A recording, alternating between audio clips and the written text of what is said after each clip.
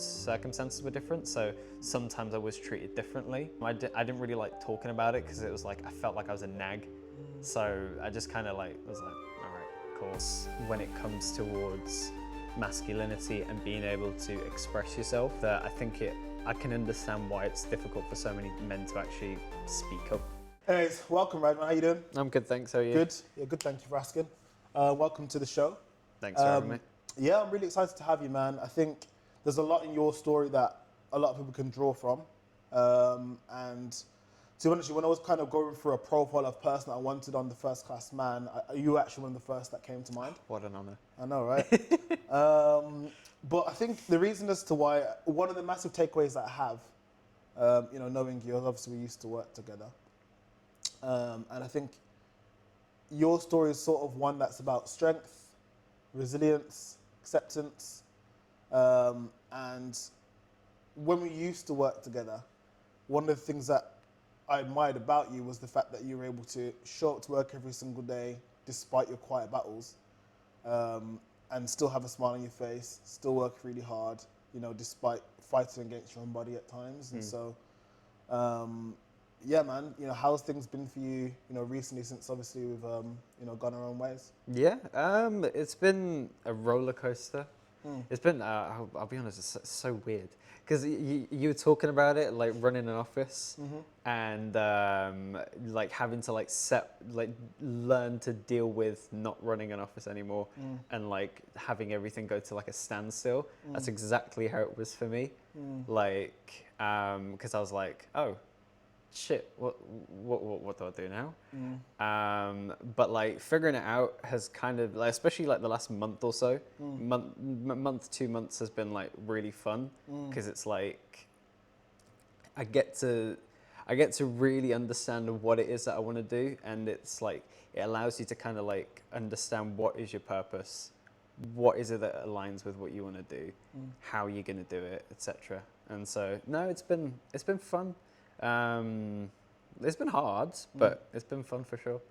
Yeah. So obviously what you've said is interesting there, because you said that all this time has allowed you essentially to find your purpose, and obviously you've had to battle against your health. And we can dive into that in a minute. But would you, looking back at it now, would you say that the illness in particular then has been a blessing then in disguise, because you've now come away from the industry?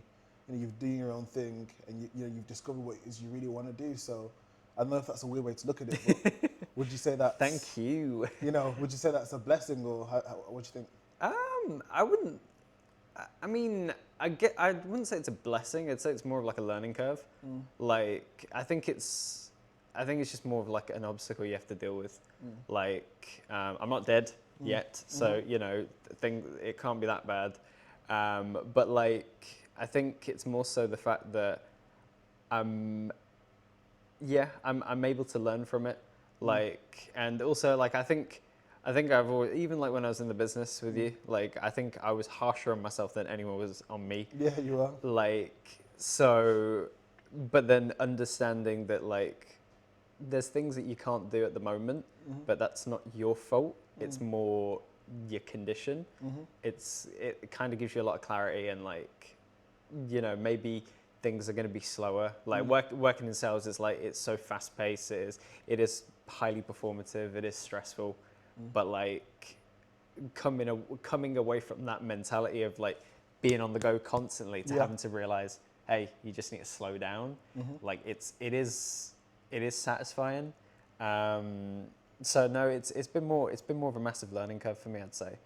I guess a blessing in disguise. I wouldn't put it that way, but more it's just like one massive lesson that like it is a part of your life.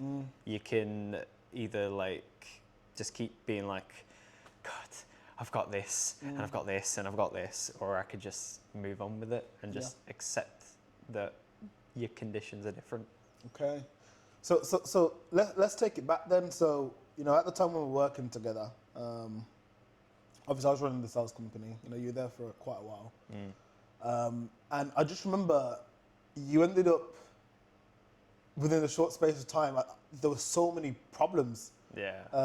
half the time I wasn't sure what you were diagnosed with and what you actually had. I'm being serious. I didn't know what you had, and I was like, is it lupus? Is it Raynaud's? Is it, I think there was an issue with your skin. Yeah. I looked like a beetroot for like a year. I'll be honest, I lost count of what it was. So just to clarify, now that you come away from it, what is it that you're actually struggling with? So I'm diagnosed with systemic lupus. Okay. It just so happens that with lupus and like any autoimmune disease, it comes with extra, other diseases as well. So like Raynaud's is something I have. Skin's getting better, thankfully. Also things like temporary alopecia. So yeah, to be fair, your skin's cleared up quite a lot it's since then. To be fair, so yeah. Yeah. So yeah, I have systemic lupus. Thankfully, mine isn't as serious as it can be, but it is still something I have to deal with on a day-to-day. So that's what I'm technically diagnosed with. Okay, so take me back to when you were first diagnosed. And walk me through that process. Like, what were you thinking? What was in your mind? Okay. I think at the time, because I think everyone noticed the sunburn. And like, I'd noticed that my hands were getting weaker. So I was like, let me go and get myself checked out. And I think it was because I was like so focused on like getting through the program and like doing the sales and like training people that I was like, it's fine, I can wait. But then it got to a point where I was like, I think I remember we were about to go to the field and I came to you because like one side of my ear was just completely blocked. So I couldn't hear anything. Oh yeah, I remember. And I was like, I was training somebody. I was like, I can't fucking hear. And then I rushed downstairs. I was like, bro, I can't hear. And then you were like having to like mime it out. And then I think you started writing on a whiteboard. Like, I don't know if you remember this. No, I remember. You wrote on a whiteboard because I couldn't hear. And like even in my other side of my ear, it was like really muffled. Oh my God. And then I went to A&E. And then they gave me amoxicillin, and then it turns out it was just loads of discoid in my ear. Yeah. So then that was that, and then I think I went for a diagnosis, and then 2 weeks later they told me I had lupus, and I didn't really know what it was. Quick diagnosis, that. It felt quick. It might have been longer, to be fair. Now that I think about it, but yeah, and then I got told, I was like, oh shit. And then I didn't think much of it because I knew people that had it, but they seemed fine. Like I think, what was his name? I think Nick Cannon has it. Yeah, yes, he does. Yeah, Nick he Cannon. does. It is Nick Cannon. Yeah. Sorry, Nick Cannon, if you don't have lupus, and I'm just making it up. No, he does. He does have lupus. But like, and I was like, not to say that he is fine, but like I looked at it, I was like, he seems like he can go about life okay. So like I can do the same. But then I started. I think I started researching more on it. I was like, oh, it can actually be quite bad. But it was like a realization. I was like, I've kind of got to slow down. Yeah. And so that's kind of what I did. Like I stopped like going on as many road trips as I normally did. Like I was just trying to ease myself into I was just trying to slow things down a bit more. Yeah, it was scary, especially because like it was so obvious on my face. Like I think if it wasn't so obvious on my face, I think I would have been a little bit more like stable. Yeah. But like having to like going from like really clear skin to like genuinely looking like I'd just come out of a Cabbage Patch or something. Yeah. Like I was like, what the hell do I do? And then I think most people, especially in the office, we didn't try and stare at you or anything like that. Yeah. Genuinely, which was nice. So, like. But we could see that it was something obviously not quite right because it was so sudden.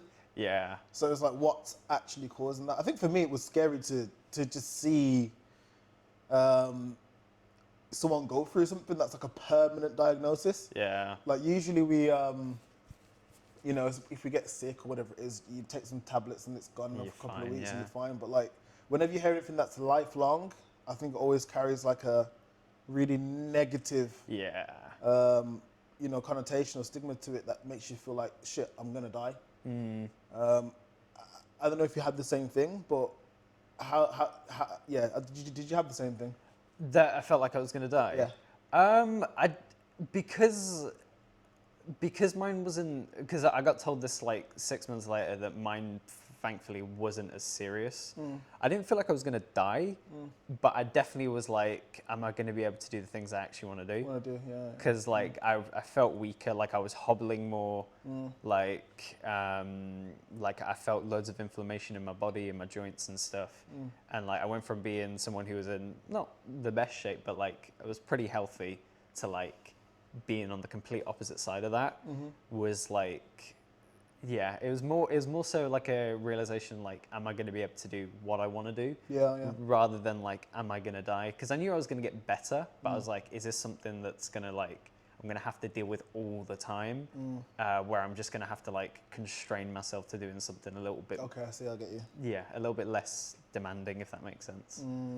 So would you say what would you say is worse, the physical effects or the mental effects? Mental effects, for sure. For sure. Because it's like, especially like, because I had the discoid on my face, it affects your self-confidence as well. So like, especially in sales, and you're like approaching people, and I can see them like grimace, and that's like, oh fuck. So then you're thinking like, is it me? Yeah. And then I eventually got over that fact, but yeah, it was definitely mental. But then also it just added extra stress, like working in sales and then doing that on top of that. You feel like you're at disadvantage. Exactly. And then on top of like training a team as well, and like gaining some traction. It was a lot to deal with. Of course, because obviously we're always taught to, and we always, you know, even for me coming through learning sales and then you've gone on to run the company, it's like, have a great first impression. Exactly, yeah. So like, when you feel like you're at a disadvantage in your first impression, it affects every other part of the conversation. Exactly. Because you feel like you're having to work against the flow of things. Yeah. So I can kind of see that as a problem, to be fair. How do you feel like, or what do you think you did to really solve that problem and to make sure your self-esteem wasn't affected? Because at first, clearly, it would have been. So how did you kind of get over that? That's kind of like, because at that point I was like, I feel like I needed, it's going to sound really cheesy. I know loads of people can do it like independently and like hats off to them, like where they can like muster up that confidence. I couldn't do that at the time. That's actually how I found Stoicism. Okay. That was like what, November 2023, something like that. And it just allowed me to just be more balanced and be more structured and just like, kind of like giving everything with your best shot, not really worrying about things that you can't control, which is basically what we get taught in sales. But it just gave me a bit more clarity. Like there's obviously times where I slipped into it, where I was like, I feel like crap, I look like crap. But it was just the constant reminder that like a lot of your situation isn't in your control, but there are a few elements in your control. Focus on that. So that helped me a lot. And also just being a bit more disciplined. Like, even if like it meant, because I knew there was certain things I could do in the day that were in my control. So for example, like I had to leave the office at like, I had to leave to get to the office at like 6:10. But I was like, if I can do something small that makes me feel a bit more accomplished before I start my day, that's a win. So for example, I tried doing like yoga in the morning. That helped. Yeah. And like, although it's something really small, it's like, oh, okay, great, I'm off on a good start. Or like something during the day in the field, you know, and it's like, it would be like something outside of it. Yeah. So,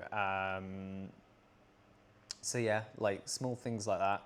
That helped. Obviously, I kept slipping in and out of it because my illness was episodic. Like, I'd have really good weeks, and then I'd be back to normal again. So it felt like one step forward, two step back kind of thing. Exactly. So like having to cope with it was really hard, and it wasn't something that happened overnight. It took months. It's still something I'm having to like cope with now. Is like just taking everything in your stride. It's like that thing that you said before we started, like having to going from something so fast paced to then like having everything slow down and like getting accustomed with it. That was kind of like the same thing. So that's probably what allowed me to go through it. I'll be honest, I found it at the perfect time. and like I've started to implement it at the perfect time. Obviously, I'm not perfect stoic. I'm not super disciplined, but I can say that like I do have my wins, and I do try my best where I can. So, with stoicism, right? Obviously, there would have been a bunch of things that would have been going on in your head that you would have had at the time that would have led you to search for. Well, I doubt you searched for stoicism specifically. No. But what is it that you were searching and looking for example, guessing online, or about how you were feeling? What were you typing in? I was just kind of focusing on things that like give me some sort of like faith, or like. So was it like how to find faith, how to get over this, or I am feeling like this, what to do? That's exactly what I did. I was like, I'm feeling like shit, what do I do? Okay. And then I went through like, I think it was like a Quora Reddit or something, and like people recommended a bunch of things like, for example, there was things like seeking faith through religion, through community, through like, and then through like philosophy as well. So like I started reading more through for like philosophy. Okay. What made you go for that then? Because obviously you are religious. You know, Yeah. you're religious, so you opted for philosophy and stoicism as opposed to religion, I'm guessing. Kind of, yeah. I think it was like, I'm not saying like religion was like a last resort, but I wanted to like, I was religious for a really long period of time, and it wasn't something that I've like gravitated towards to.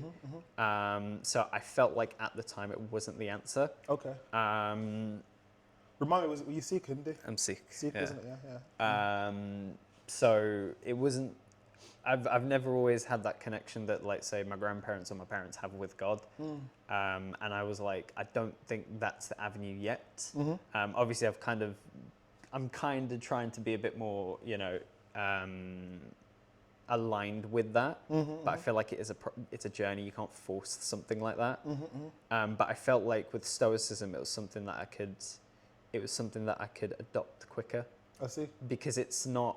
Because you can be an atheist and you can be someone who believes in God to be a Stoic, because it is more about action rather than faith. Okay. But it's kind of like, it's that sense of accomplishment you get at the end of the day that feels, yeah. So like I was looking more towards like things that like give me a bit more faith, or like just a different way of living. Yeah. Like I've always been fairly disciplined. I've always been like pretty organized and stuff, but I knew it was something more I wanted, and I think it was just like, I think the thing that really stuck with me the most is like where I can give my most action. That's where I was like, you know what, I can take away from this. I feel really accomplished. So I think that's what it was. Like I wasn't against other ways and methods. But like, especially given the context that I was in and how much I actually enjoyed working in your office, I knew for a fact that like something like having community wasn't going to work at the time. But like, technically we were a community.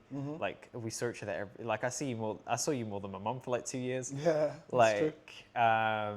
So I knew community wasn't an issue. I think maybe I could have found an outside community, like maybe like a sport or something. But it was something that I was like, I can leave that on the back burner. Yeah. So yeah, I guess that's probably what it was. So what would you rate your life, you know, before finding Stoicism? Oh God. Well, that's the thing. Like, my life weren't bad before it. It was just when I got lupus. Okay. So like, I understand. Get you. do you get what I mean? Yeah. Like, because okay, if it's like life with lupus before Stoicism, like a 0.1. Okay. But then afterwards, I'd say like it got gradually better. I understand. Yeah. That's what I was going for. Yeah. That makes sense. Cool. That's cool, man. So we've done a bit of a deep dive into Stoicism. If I didn't know it was gonna end up there. Neither did I. Neither did I. Which is an interesting. I've not delved too much into Stoicism personally. You know, myself. But I do like some of the concepts that it has teached, and obviously it's definitely helped to you, which is good. If you were to recommend a book for someone on it, what would it be? Meditations by Marcus Aurelius. I have it with me actually. Actually. Yeah, that was one of the items I had. Okay. We'll have a look at that after. We'll save that for later. Save that for We'll have a later. look at it after. You can tell us more about it. Sure. More about it then. Okay, so if I was to bring it back to Lupus for a minute, do you feel like that had an effect on, your sense of masculinity then? In the sense of, did you feel like maybe you were at a disadvantage as a man at all? Yeah, for sure. How so?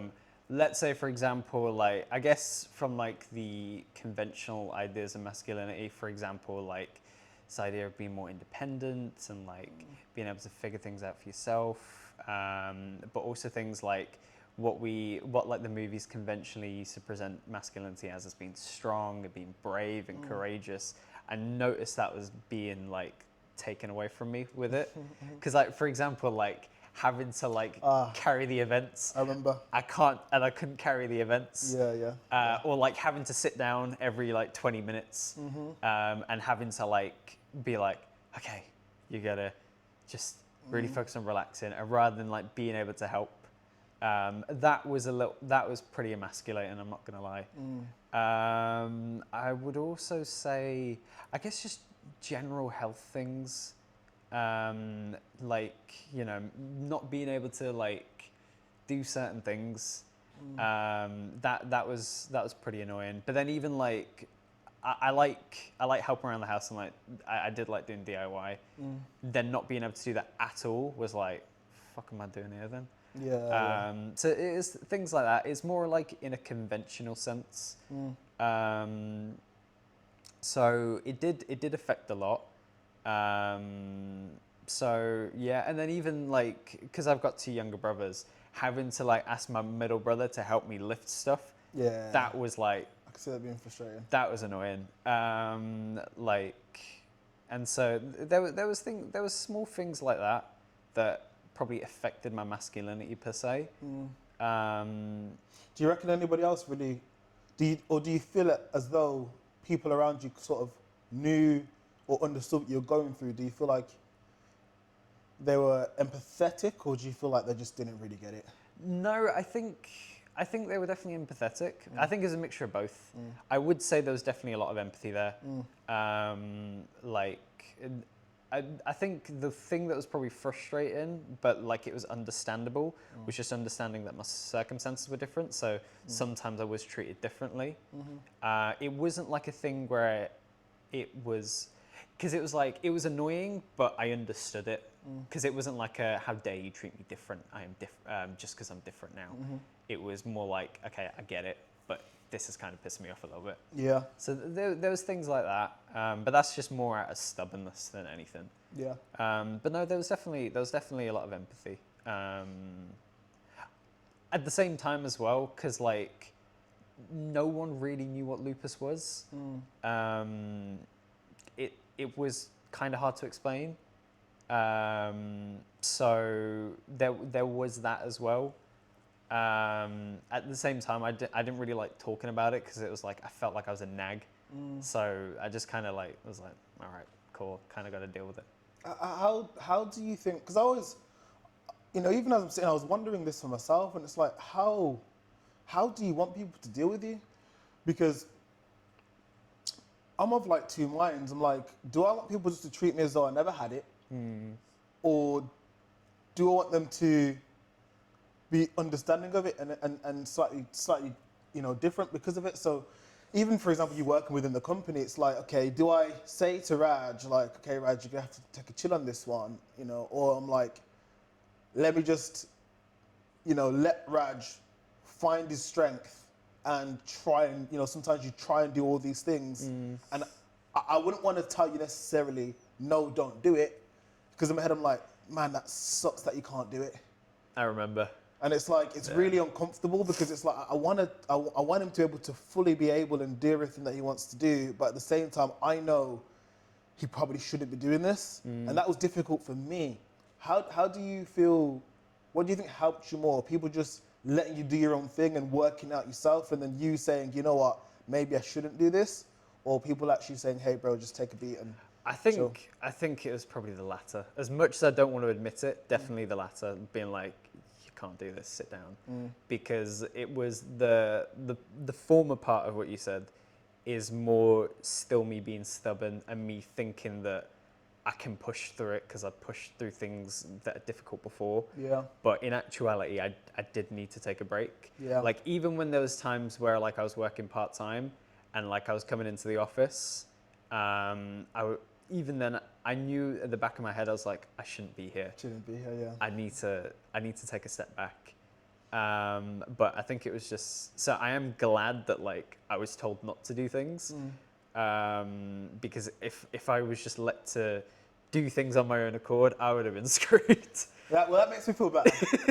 But Yeah. because and I think that's kind of one of the reasons as to why I thought you'd be a great, guest. Yeah. If I come back full circle for a minute, because that journey from being stubborn, as you will, to acceptance is a key part of development for a man, I think.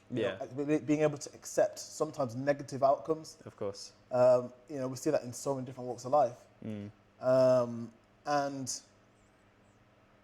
what do you think was the key change from going from being that stubborn man to being one who's acceptant of their circumstances? What do you think that was? Took me ages.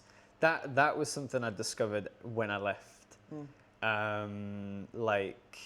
Because even then, like for the first couple of months, I'd say, like I was having to like adjust to a new life, having to adjust to like, because even when I was part time, I was still coming in the office every day, like even on Saturdays when I didn't need to be in. So it was kind of like, because even after I left, I had the idea of like making a recruitment agency or like just working in recruitment in general, because it was something that I enjoyed, and so it was. I was still kind of treating it like it's go time. But then what would happen is I'd crash and like I'd get fatigued or like I just don't have the physical energy, because it was like my rheumatologist explained this to me recently actually, because my focus was quite hazy in this like the past year or so. Yeah. She's like, because with my medication, my body's working so hard to deal with me physically. Yeah. When I try and put any mental output out, it's draining and you lose concentration because there's like a binary opposite going on there. Yeah, brain fog. My body and my mind's kind of wrestling with each other. So it was something that took me time. But then I just decided to take it a bit easier. And then, and I think even then I still wanted to like be out. I was like, I wanted to be on the go. But I just knew that it wasn't the right thing.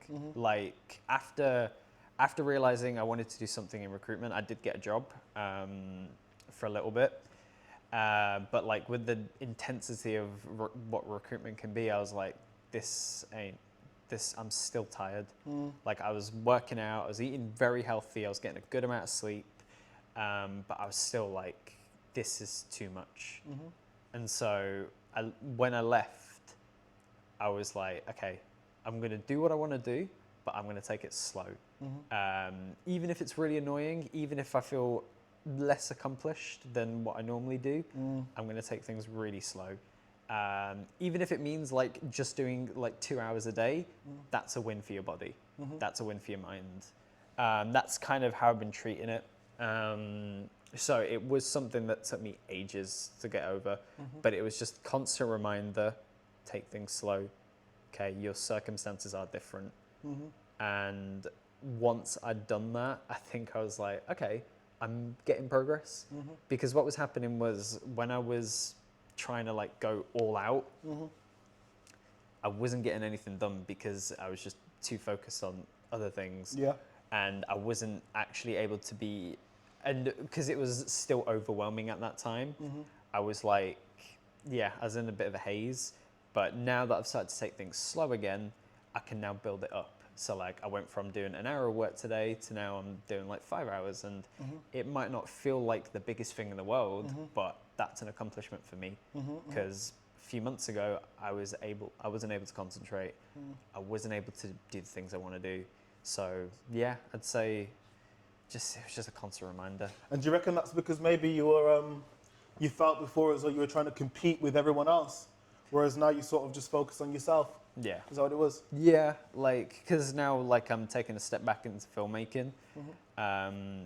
Not only does it align with what it is that I specifically want to do, but it's filmmaking doesn't have that same. Obviously, people do treat it like a competitive nature, and it is competitive in a sense because it is a bit of a needle in the haystack industry. But I get to focus on expressing stories, get to express the emotional side and the human side of it, rather than having to be like, oh, so-and-so's doing this, and so you should be there because this person's the same age as you and they're doing better than you. Yeah. Like, but again, I realize I have different circumstances, and I know as long as I keep doing what I'm doing, I'll be able to get to where I want to get to. Yeah. Even if it just means it's going to take me a little bit longer.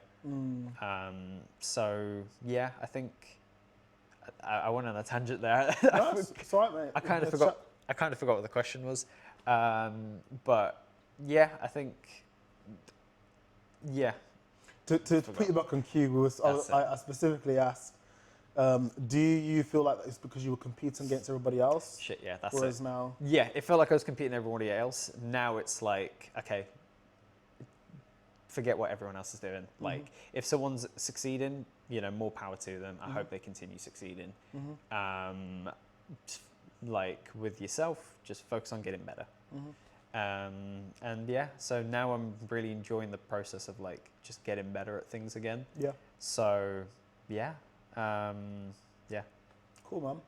And like, obviously, we'll come on to what you're doing now in a second, but just before we come out of that chapter of your life, at any point going through that, did you just feel like giving up at any point, or was there like a particular low moment, or describe that for me? Never felt like giving up at any point at all, because I knew, although I didn't feel good, I knew I was going to get out of it. Like, even now, I'm not exactly where I want to be, right? But I know I'm going to eventually get there. So I never felt like giving up or anything. And then, what was the other part, sorry? What was that, the low moment when you... Yeah. Low moment. Lowest moment was probably, it was when I think it was when you just properly taken me out of the field. And I can't remember what it was, but we all stayed really late, and I got home, and I was like trundling home, and like I was cold, my body was aching, and I just got into bed, and I was like, fuck, I can't keep doing this. And I was just, I didn't sleep much that night, and I was just in pain. I kind of just dealt with it. I was like, yeah, it was a low moment. I guess at the time it didn't feel like a low moment, but like in retrospect, I was like, wow, I was really in a bad space. In a bad place, yeah. I was in a really bad place. So I'd say that was probably a low moment. Another one was probably when I left the office, because I was like, what the fuck do I do? Because I think I'd enjoyed my time. It wasn't just like the accomplishments I'd had as well. I genuinely enjoyed working there, to the point that like when I left, I was like, what the fuck am I gonna do? Yeah. And then I think the other low point was probably like when I was working in a corporate role. I was like, because it's bad, but like, because every workplace you go to is different. But when I was working there, I was just like, I'm not going to badmouth the company I worked there, because they were actually very nice. But I was like, this is nothing like what I'm used to. Yeah. Like, and I was like, have I made the wrong decision? Or like, I was like, is this really what I want to focus my life on? Because I got to see you guys like not say you guys not do anything because you were obviously ridiculously busy, but like I got to see everyone like get more control of their time. And meanwhile, I was like confined to this. And even if I did really well in recruitment, I'd still be confined to it. It wasn't something that I wanted. And so like that was when I was like, what the fuck do I really want? Yeah, you can't see the long-term benefit. Exactly. At least obviously with the sales, the goal is to one day obviously is to run your own office, and so you have your own sales firm. Right. But when you come out of that, and also the environment's just different. It's mental. I feel like we're so within sales, direct sales in a way, you can be so bubbled off that stepping back into anything else almost seems like stepping into a whole new world. Of course. And you kind of feel like you weren't living in the real world at points. Yeah. To be honest with you. Okay, that's interesting. So there's something that you said actually, when you said you didn't feel like giving up. And I was like, yeah, I understand the feeling, because I was reading a book. I finished it. Was it last week I finished it? Yeah, I think it was on Saturday or Sunday I finished it. Yeah. It's called Man's Search for Meaning. Okay. It's a good book, and it was just talking about it describes like the Nazis and how the Jews were treated in the training camps and stuff. Right.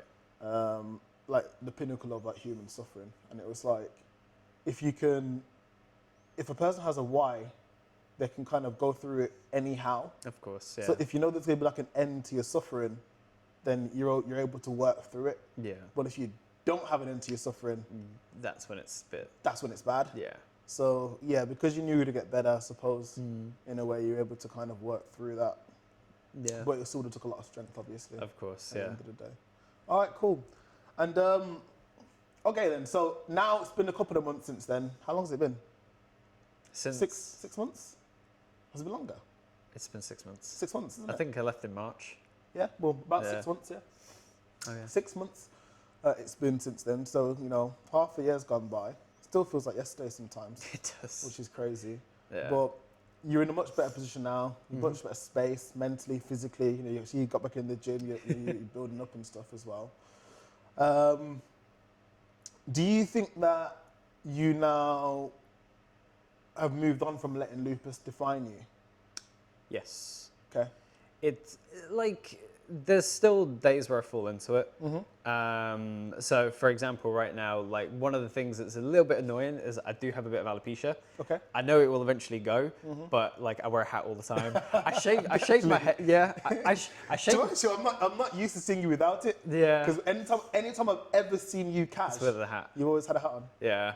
But like I also shaved my head as well. Did you? I did. Yeah. This was like, when was it? June, I think. Well, yeah, it's Like- grown quick, mate. It's going quick. I wish I could do that, bro. I can't cut this. If I cut this down, it ain't coming back.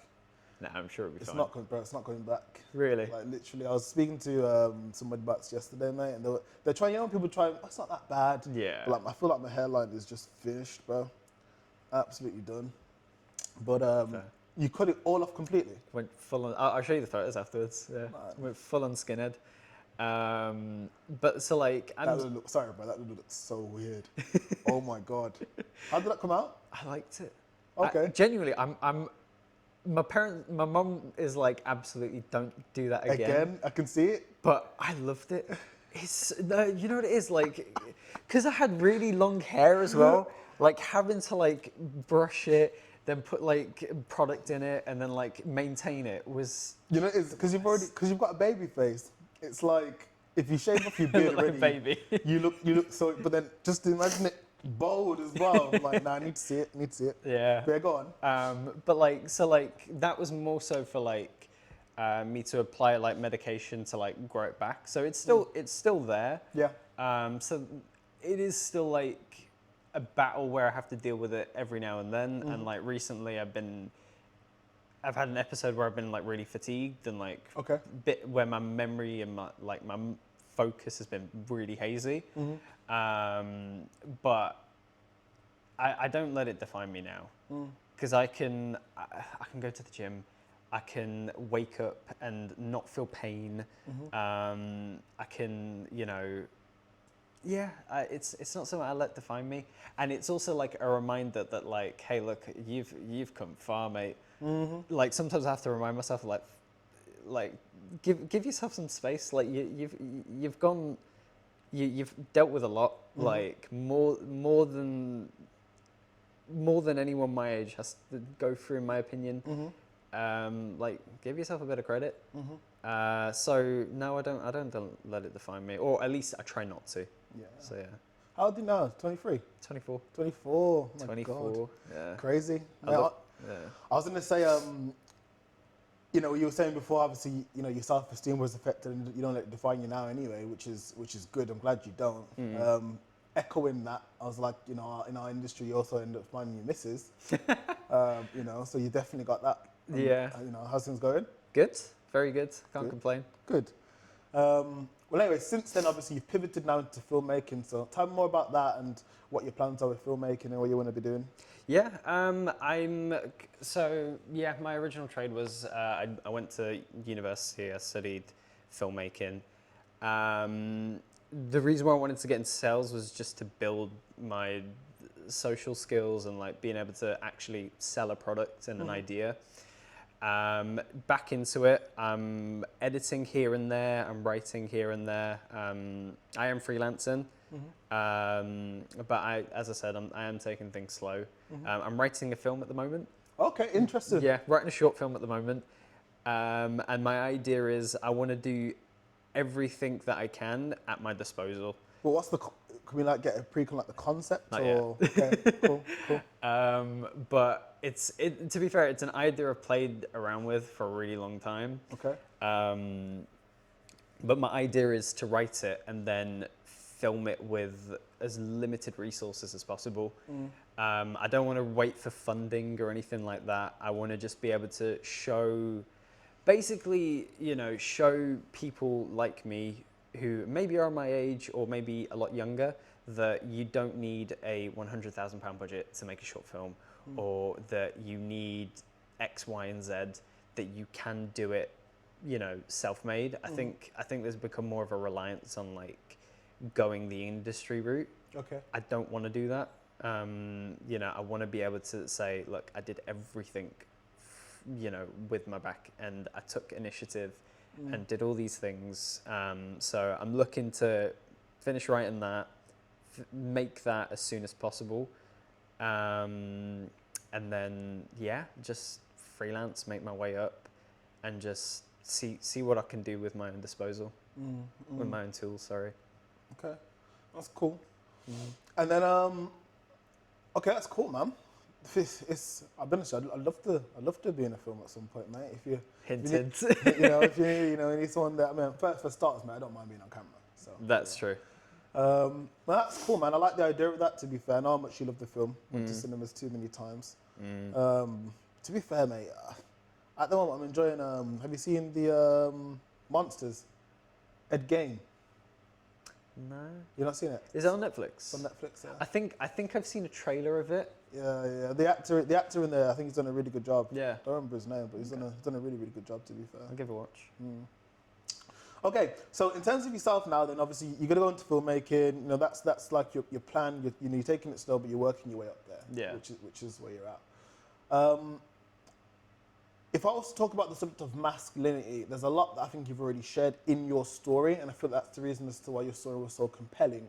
Was there's always things you can learn from someone's actual struggle. But if you were to look back at significant figures in your life, role models, you could say, where would you say you've learned your idea of masculinity from? Ooh. The biggest one is my granddad. Obviously, I live with him. I'd say more so in terms of, for my granddad, it's just understanding how to like be appreciative of people. I'd like to think my granddad's a very generous person.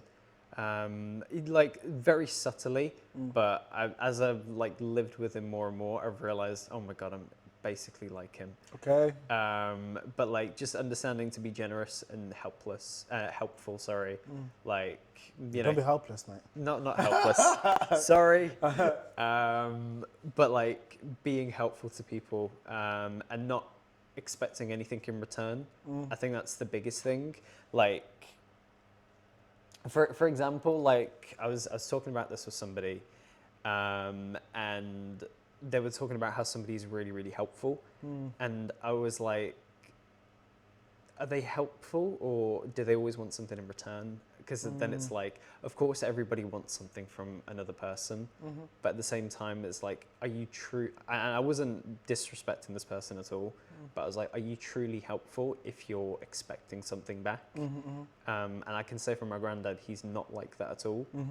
But also just how independent he is. Like, the guy is 80 years old and he's still, roaming about like he's 50 or something. So like just being able to be that independent and, disciplined as well, very disciplined. Like him and my grandma, they wake up at like 4:30, 5 o'clock every day to pray. They've had the same routine since I can remember. It's one that evidently gives them a lot of satisfaction. And so just, I'd say he's my biggest role model when it comes to masculinity. In terms of like that discipline, being loving and caring. So I'd say that. My stepdad as well. He came to the country when about 20-ish years ago.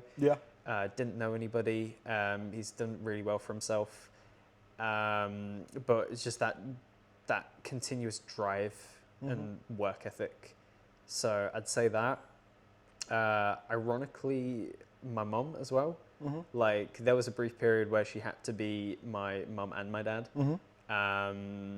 And so like, again, that work ethic and just understanding that eventually you'll figure it out no matter how many times you try. So I'd say those.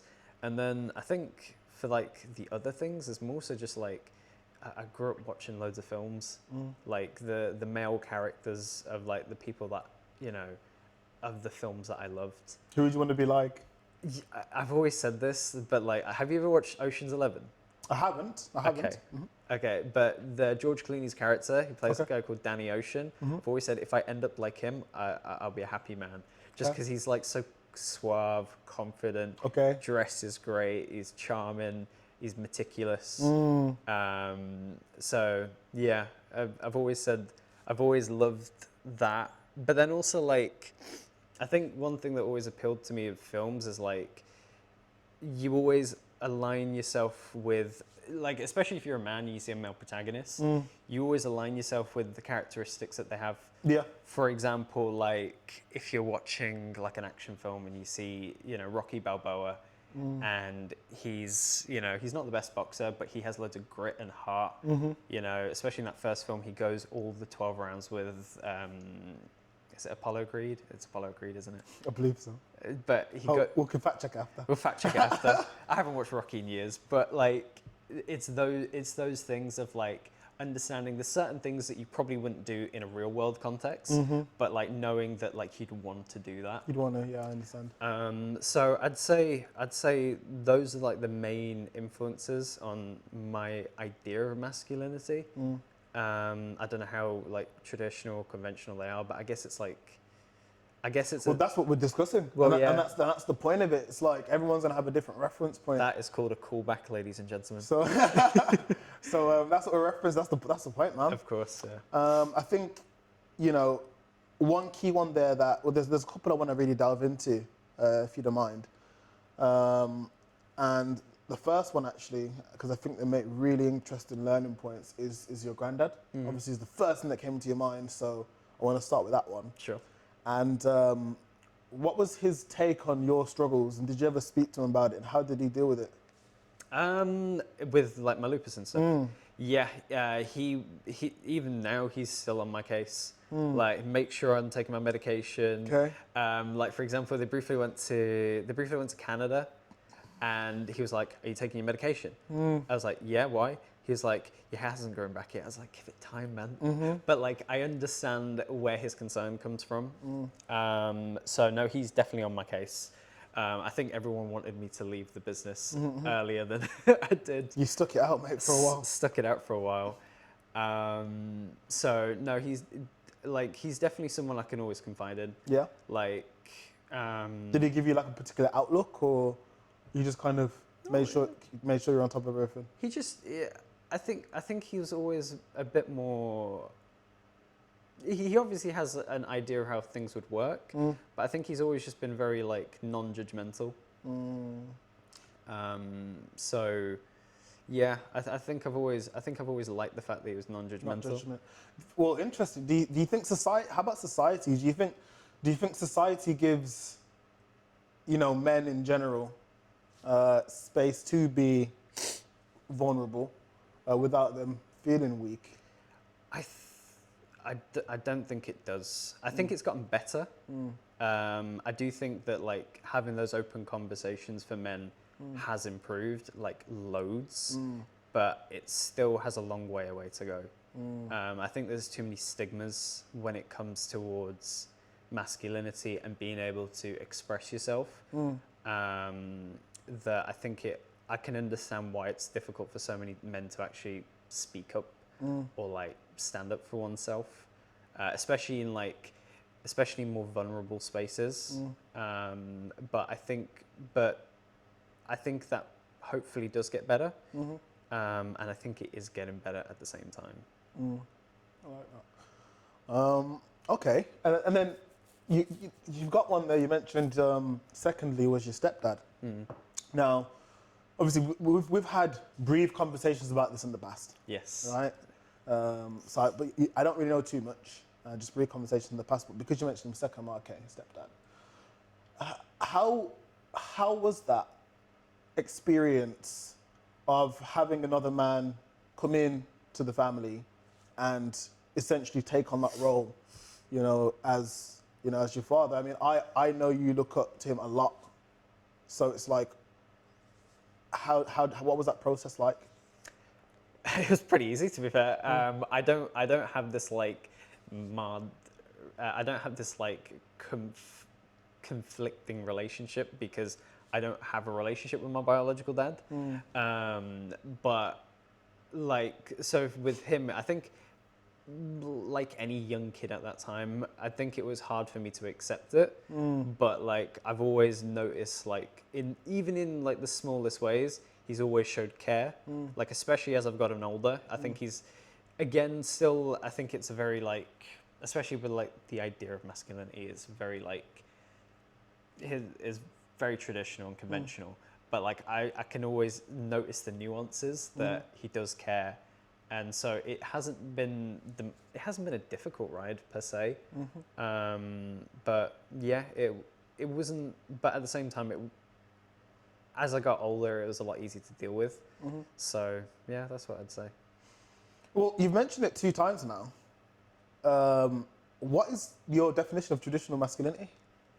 I guess I guess it goes back to the movies, like that idea of like being like more, how do I put it?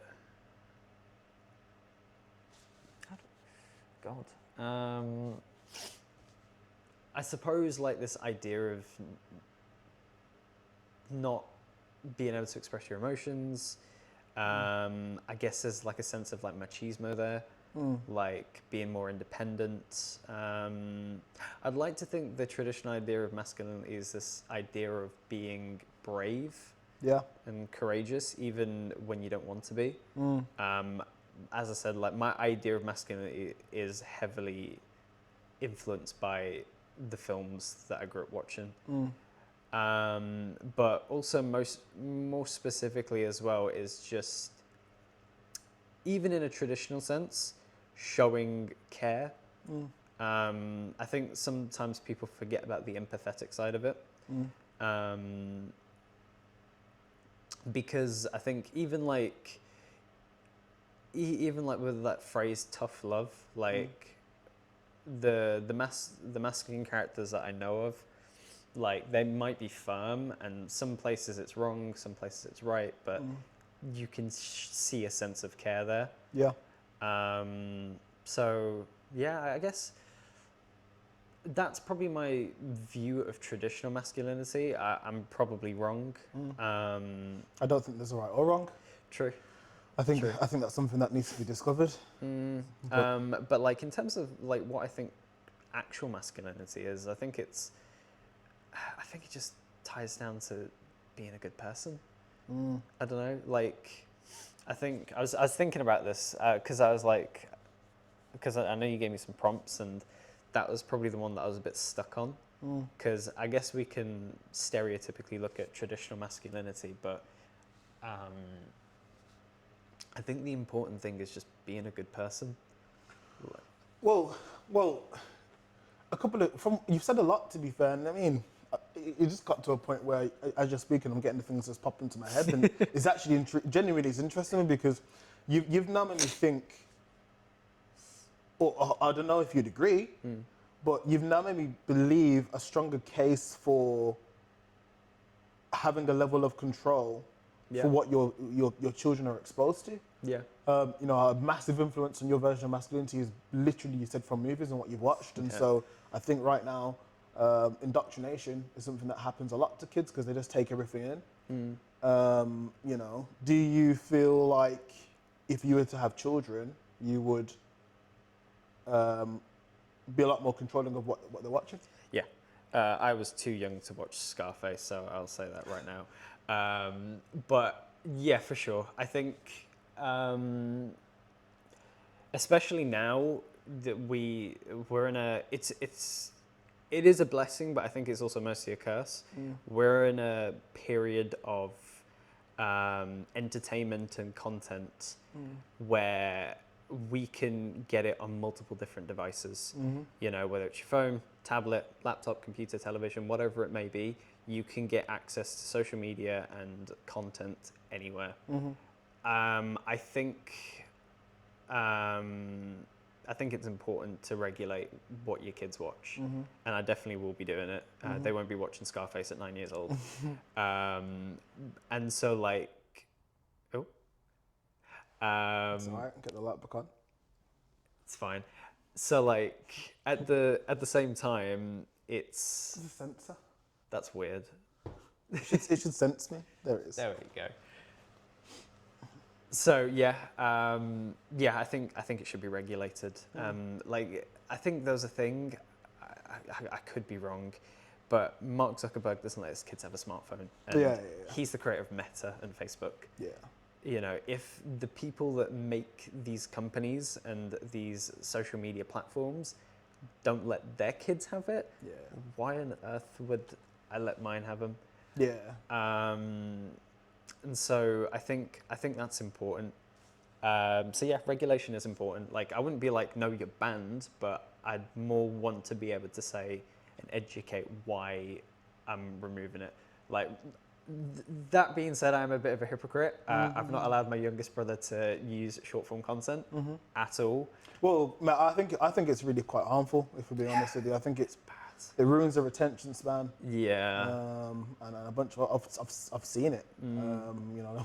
I've seen it, man. So like, I wouldn't. They're not going to be. My children won't have any of that. No, because it ruins your attention span, but also it's like I feel like it's certainly making people not be able to analyze media more. I was watching a video actually of like an interview of a film director, and he was talking about the importance of like they call it cineliteracy, which is like literacy towards cinema. But I think there needs to be some kind of practice in place where kids are able to analyze, not kids per se, but especially when you're in school and we constantly are consuming social media, that there should be some sort of practice that allows us to analyze and understand the importance of certain types of media and the harmful effects of it. Yeah, of course. Because it is getting worse, and Like, I do genuinely fear for the next few generations that come along, because their attention spans are going to be messed up. Yeah. Like, I know we both use ChatGPT quite a bit, but like, I can confidently say we can both analyze pretty well. Yeah, of course. So, but like, those kids aren't going to have that. Yeah. So yeah, I do think it's important to regulate. Mate, they can go and, man, kick a ball, like play Kirby, like Oh my God, Kirby! Yeah, like- what a game! conquer bashing or whatever it is, like all those Yeah. things that you go and do, but there's no social interaction no more. It doesn't No. happen. So I can see that. So are you nature over nurture then? Because obviously you've got Oh, God. stepdad now. So you nature or nurture? Which one are you? I'd say I'm. Ooh, I wouldn't know, but off face value, I would say I'm more nurture, because I think the tools that you get given and the resources that you get given are more important than your circumstance. I think, obviously, like, let's say, for example, you come from a poorer background, it's going to be harder for you to, maybe get access to certain opportunities. But I also do think that the role models you have, the way that you're brought up, does make a huge difference. And I'm speaking purely for myself. So I would say, like, looking at it without knowing, I'm not the most studious on biology or anything, but I would say I'm nurture over nature, yeah. Okay. And obviously we, can't all reach out to have your granddad, your stepdad, or anyone that you've watched in the movie as Yeah. our guides essentially, or as our role models, Right. because they're yours. If you were to point a finger to, anybody who's watching this, to say, hey, that's someone who I think is a good reference point as a man, who would it be in this day and age? That's a good question. I don't know. To be quite frank, I don't know. I would.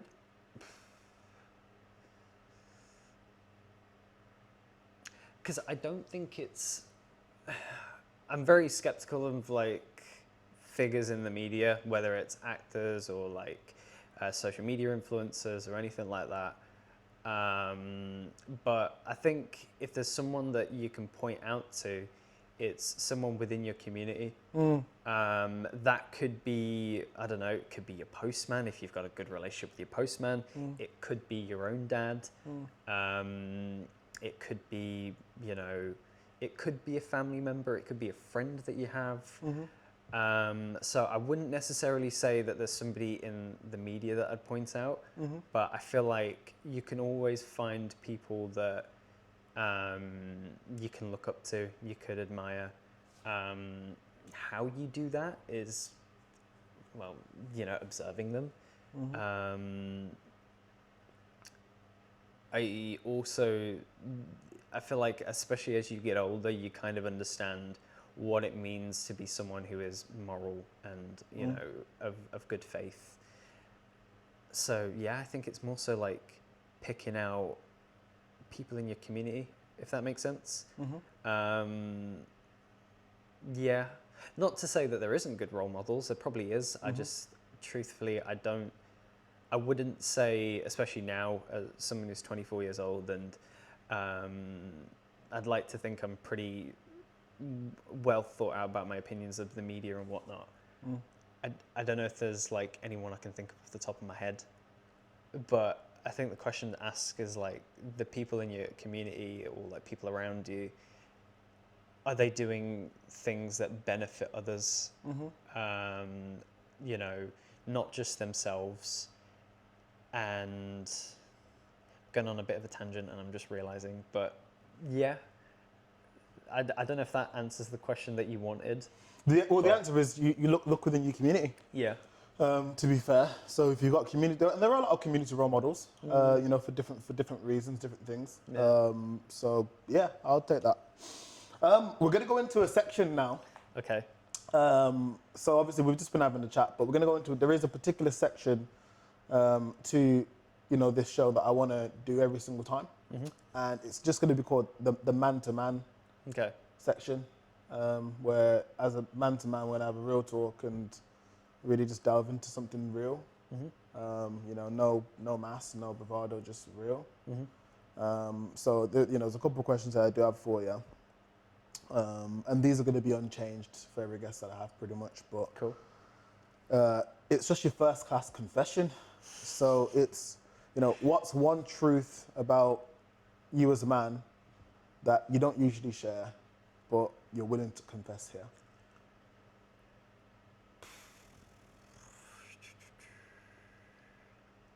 I'm a pretty open book, I'd say.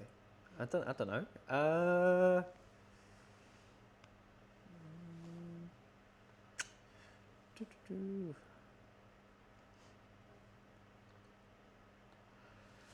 don't know. I guess I don't know if this ties into your question. I wish I could be a bit more consistent with things, like doing, if I have like a routine of doing stuff, I wish I could be more consistent with it. I do plateau a lot. I'd say that. That's probably my, yeah. Cool. So you feel like you plateau. Yeah. You want to attack things a bit more. Cool. Yeah. Okay. What's one thing you feel as though you had to unlearn in order to be the person you are today? So maybe something that is actually a toxic representation of masculinity for you that you had to do away with. This is probably something I learned during the business. Learning to be more emotionally aware. There are, like, I know you guys probably didn't notice it, or like I wouldn't do it in front of you guys, but there were times where like I would lash out, or like I would just disregard the person's opinion and just share mine. So just like being a better listener and being more emotionally aware of what's going on around me. Yeah. Because while doing that, you don't, after the confrontation, you feel better because you know that you haven't just wailed on them. You've just actually reasoned it out, and you can end that conversation and think about it another time and be like, I'm happy with how I dealt that. Yeah. Rather than like lashing out a person and then like an hour later being like, oh man, why did I do that? Yeah. So I'd say, being more emotionally aware. Cool. Yeah, mate, these questions are going to make you nervous, man. I'm telling you. I'm already nervous. I can see. Good, don't worry. It's nothing to scare you too much, man. Okay. If you were to, actually, in one sentence, Okay. what does being a man mean to you now?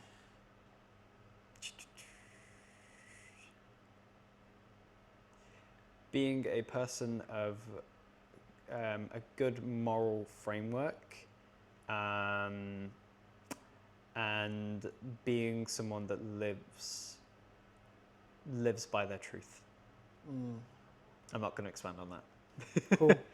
Yeah. Cool.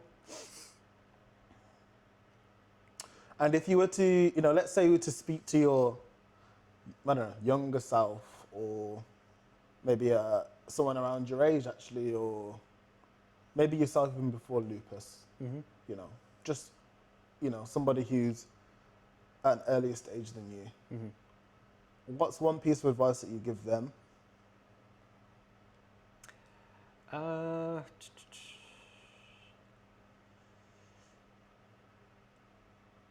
Be more grateful for the day. Each day you have, be grateful. Okay, there's always, even if you're in dire situations, there's always one thing to be grateful for, right? Let's say your career's not going well, you might have a roof to sleep in, a roof to sleep under. Sorry. Let's say your career's going well, but your personal life isn't great. Be grateful for the career that you have. There's always something to be grateful for, and just understanding that you get to make your day better the next day, even if it's something small.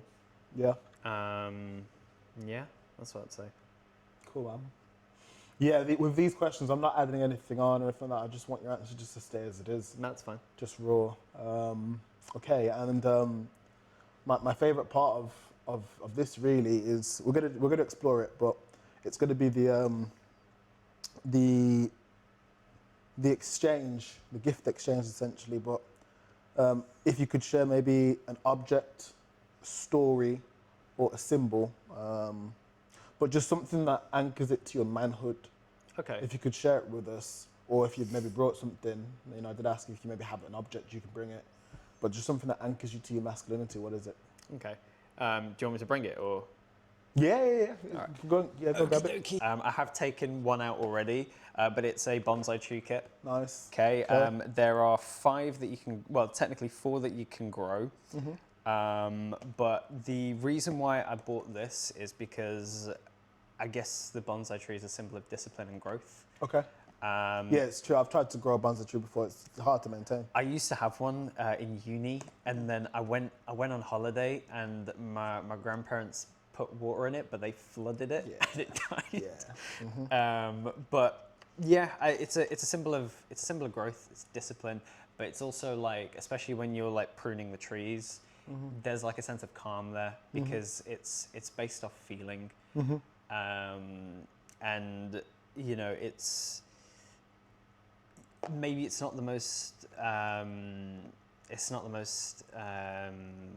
do you call it, extravagant gift, but it's a gift that keeps giving because it constantly grows. You can keep it for as long as you possibly can, and it's I don't know if I've got this right, but the idea is if your bonsai tree is in good shape, your life is in good shape. Okay. If your bonsai tree is in the shitter, your life's kind of in the shitter. So I kind of like that idea because it's like if you look after your bonsai tree, you're going to end up looking after yourself. It's a bit like a pet in a sense. I see. I get you. It's a bit like a pet, so that's kind of the gift that I've got. It's a bit of food for thought, that, mate. Food for thought. I had a yeah. bonsai tree before I killed it, so there we are. What does that say?